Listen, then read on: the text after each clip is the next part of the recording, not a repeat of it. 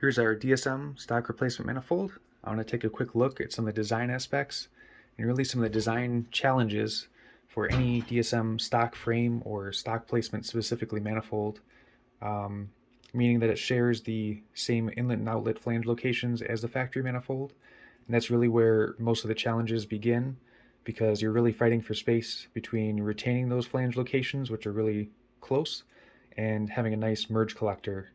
And the merge collector itself is probably where you have the most opportunity for improvement over the factory cast manifold, which does have a nice direct path from the inlet at the port to the outlet, but where all the runners join together, they're kind of pointing at each other rather than directed out and into the turbine wheel itself. So to get a nice merge collector, what we did is we angled it back, but you can see that that's a flow guide vane, and it's actually built into the collector itself between the two collector halves. And what that does is it corrects the flow.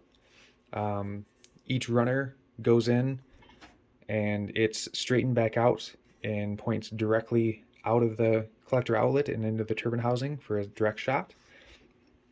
You can see, even with the angled back collector, there's just enough room for a nice full bend. That's really important, especially right off the port. So why is this all important? Why do all of this? Why not just use a tight bend? Or why not just make the exhaust find its own way out? Why make room for this bend, and why aim each runner so carefully? It's to let the exhaust keep moving. Gently guide the exhaust in the direction you want it to go, and don't force it around a sharp bend or corner. Just let it keep moving. The exhaust will eventually end up in the same spot with each manifold, but don't use up exhaust velocity or rely on pressure to get it there. It's to keep as much exhaust velocity and energy so it can continue pulling on the port near the end of the exhaust stroke and keep the other cylinders from interfering with that.